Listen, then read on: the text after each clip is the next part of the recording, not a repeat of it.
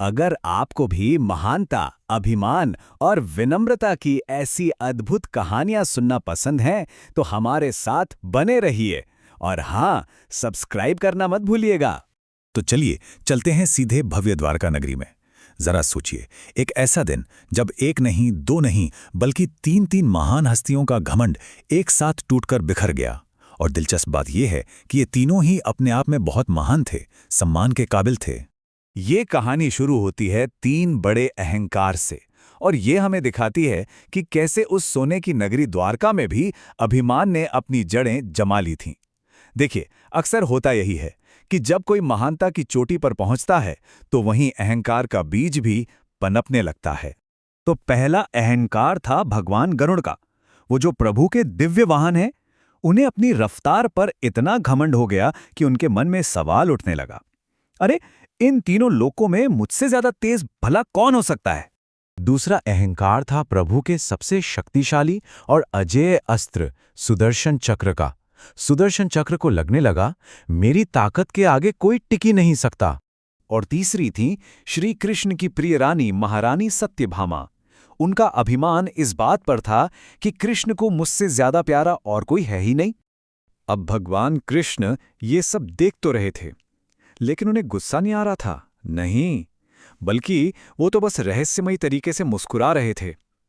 उनके मन में एक योजना थी, और इसके लिए उन्होंने अपने बहुत ही विनम्र भक्त को याद किया। कृष्ण ने उस भक्त को बुलाने का फैसला किया जिसकी विनम्रता उसकी ताकत जितनी ही बड़ी थी। उन्होंने उसे याद किया जो हर युग में, हर मुश्किल में उनके साथ खड़ा रहा हो, यानी पवन पुत्र श्री हनुमान को। और बस यहीं से असली पाठ शुरू होता है। सबसे पहले गति की परीक्षा। गरुड़ के अभिमान को चुनौती मिलने वाली थी। कृष्ण ने भी क्या लीला रची, अहंकारी गरुड़ को ही हनुमान जी तक अपना संदेश पहुंचाने के लिए भेज दिया।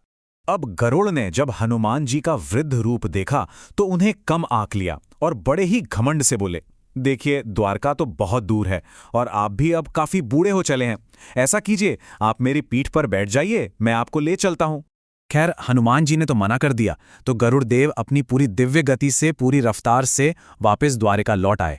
उन्हें पूरा यकीन था कि हनुमान जी तो कोसों पीछे रह गए होंगे। लेकिन जैसे ही वो दरबार में पहुंचे, उनका सारा अहंकार पल भर में चूर चूर हो गया। क्यों? क्योंकि हनुमान जी तो वहां पहले से ही मौजूद थे।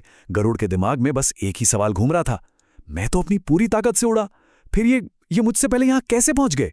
गरुड़ शायद ये भूल गए थे कि हनुमान जी को पवन पुत्र यूं ही नहीं कहते। पवन पुत्र का मतलब है पवन के बेटे, और उनकी रफ्तार इतनी तेज है कि उसे कोई देख तक नहीं सकता। तो एक अहंकार तो टूट गया।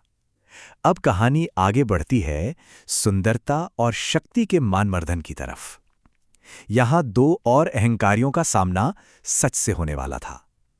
गरुड़ का घमंड तो टूट चुका था, पर कृष्ण की लीला अभी बाकी थी। दरबार में पहुंचकर हनुमान जी ने बड़े ही भोलेपन से एक सवाल पूछा, एक ऐसा सवाल जिसने अनजाने में ही रानी सत्यभामा के गर्व को चकनाचूर कर दिया। उन्होंने बस इतना पूछा, हे प्रभु, माता सीता कहाँ हैं और आपके पास ये कौन बैठी हैं? सत्यभामा का गर्व तो इस एक सवाल से ही टूट गया। पर तभी गरुड़ के मन में एक और बात आई। उन्होंने सोचा, एक मिनट, द्वार के मुख्य दरवाजे पर तो अजेय सुदर्शन चक्र खड़ा था, तो फिर उसने हनुमान जी को अंदर आने से रोका क्यों नहीं? जब कृष्ण ने पूछा कि उनका सुदर्शन चक्र आखिर है कहाँ, तो हनुमान जी ने देखिए कितनी विनम्रता से जवाब दिया। वो बोले, हे प्रभु, वो मुझे आप तक पहुंचने से रोक रहा था, तो मैंने उसे, और बस इतना कहकर वो चुप हो गए। हनुमान के इस अधूरे वाक्य ने ही तीसरे और सबसे ताकतवर अहंकार को भी शांत कर दिया। ये कहानी हमें अभिमान पर एक बहुत गहरी सीख देती है कि अंत में जीत हमेशा विनम्रता की ही होती है। तो देखिए, एक तरफ थे तीन दिव्य अहंकार और दूसरी तरफ सिर्फ एक विनम्र भक्त। एक ओर गति, शक्ति और सुंदरता का घमंड था, और दूसरी ओर सिर्फ और सिर्फ निस्वार्थ भक्ति। यहां हमें अभिमान और विनम्रता का असली मतलब समझ आता है।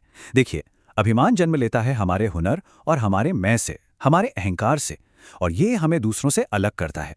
वहीं दूसरी तरफ विनम्रता, वो निस्वार्थ भक्ति से पैदा होती है और हमें सबसे जोड़ती है। और सबसे बड़ी बात, अभिमान कांच की तरह होता है जो आसानी से टूट जाता है, जबकि विनम्रता एक चट्टान की तरह हमेशा मजबूत और अटल रहती है। और आखिर में ये कहानी हमें एक बहुत गहरे सवाल के साथ छोड़ जाती है।